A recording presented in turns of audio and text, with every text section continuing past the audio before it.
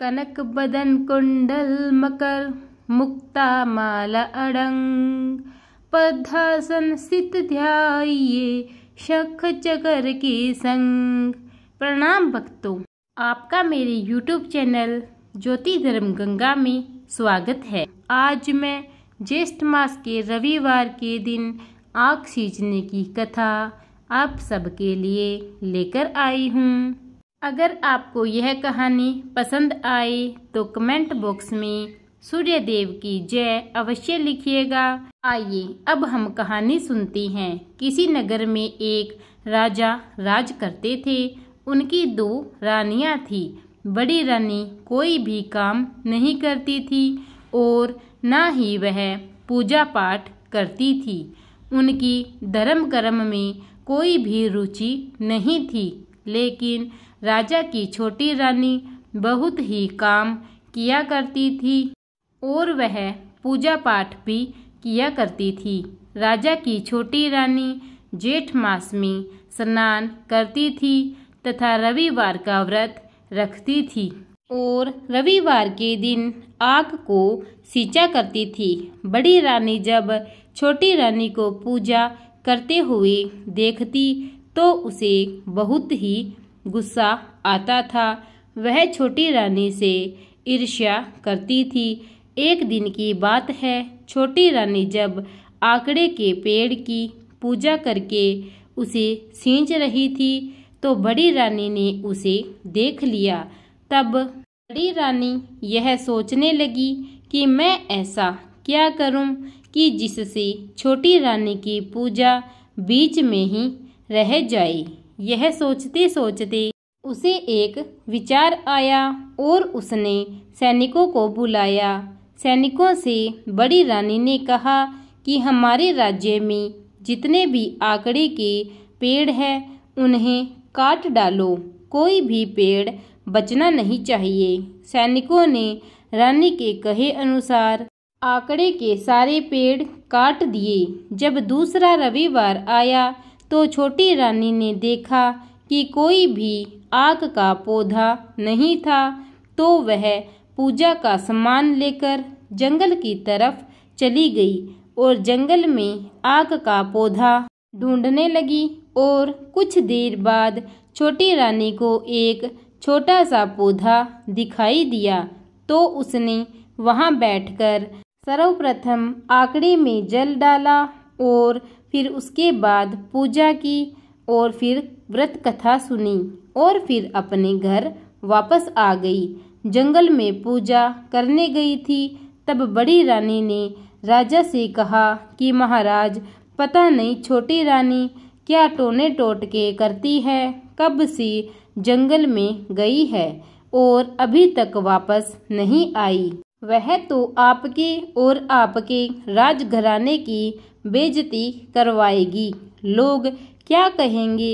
मेरी मानो तो छोटी रानी को देश से निकलवा दो।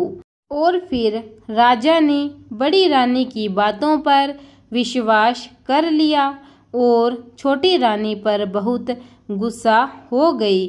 जैसे ही छोटी रानी घर आई तो राजा ने कहा, रुक जाओ, तुम अंदर नहीं आ सकती।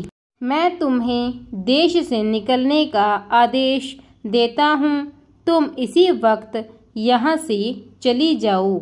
और छोटी रानी ने कुछ भी नहीं कहा और चुपचाप वहाँ से चली गई। यह देखकर बड़ी रानी बहुत खुश हुई और फिर छोटी रानी वहाँ से चल पड़ी और वह चलते चलते उसी जंगल में पहुँच गई जहाँ पर उसने आग का पौधा देखा था और उसकी पूजा की थी। उस आग के पौधे के ही पास उसने एक छोटी सी झोंपड़ी बनाकर छोटी रानी वहीं रहने लगी और पूजा पाठ करने लगी। रविवार का व्रत करती और रविवार के दिन आग के पौधे की पूजा करती और इसी प्रकार पूरा महीना बीत गया।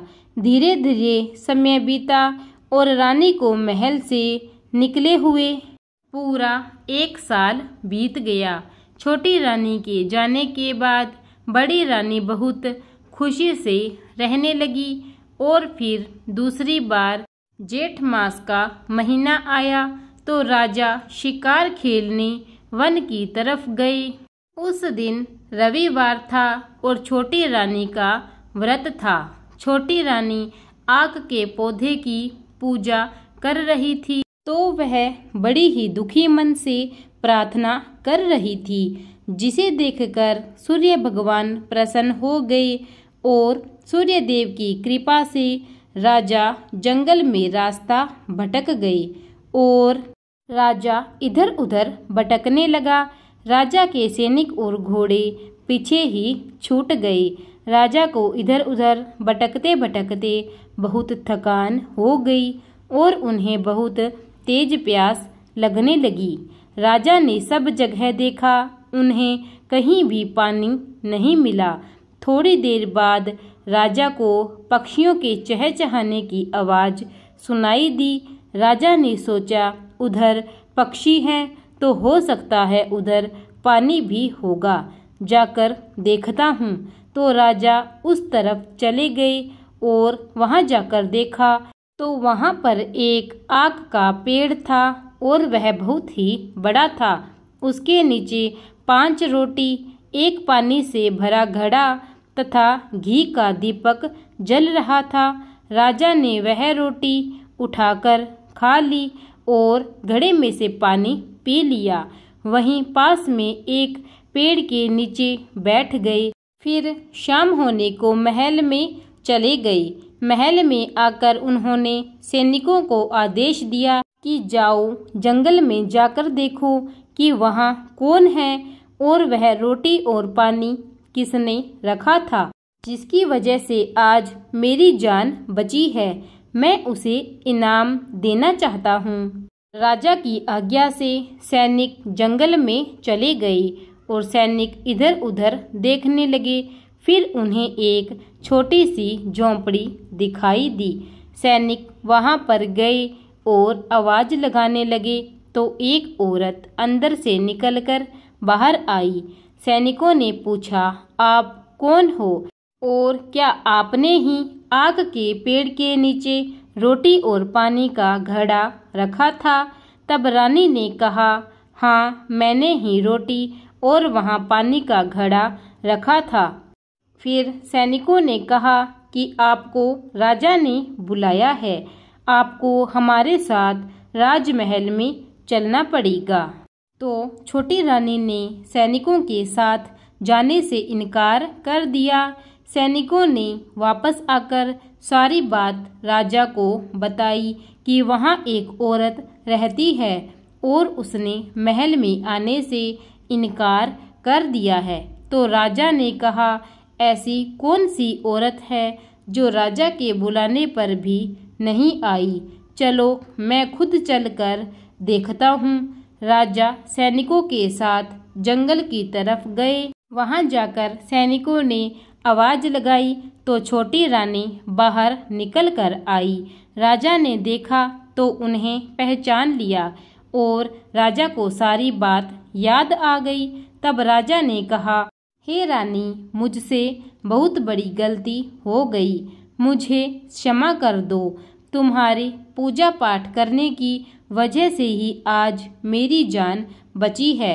मैं चाहता हूँ अब तुम मेरे साथ महल में चलो। तो फिर छोटी रानी ने मन ही मन सूर्यदेव भगवान को धन्यवाद दिया और राजा के साथ चली गई। राजा ने छोटी रानी को बड़े ही आदर सत्कार के साथ गाजों बाजों के साथ स्वागत किया और महल में प्रवेश करवाया और उन्हें सुहाग दिया तथा बड़ी रानी को दंडित किया तथा उन्हें महल से बाहर निकाल दिया। और छोटी रानी की आग की पूजा करने से उन्हें खोया हुआ मान सम्मान वापस मिला और छोटी रानी राजा के साथ महल में खुशी खुशी रहने लगी। प्रेम से बोलिए सूर्यदेव महाराज की जय। हे सूर्यदेव महाराज, जैसे आपने उस छोटी रानी को दिया वैसे ही सबको देना। तो प्रिय भक्तजनों, अगर आपको मेरी यह आग सींचने की कथा अच्छी लगी हो तो इसे लाइक कीजिए, शेयर कीजिए और कमेंट में सूर्यदेव की जय लिखना ना भूलिए। अगर आपने मेरे चैनल को सब्सक्राइब नहीं किया है तो कृपा करके उसे सब्सक्राइब कीजिए और बेल आइकन दबा दीजिए ताकि मेरी हर वीडियो के नोटिफिकेशन सर्वप्रथम आपको मिलते रहे। धन्यवाद।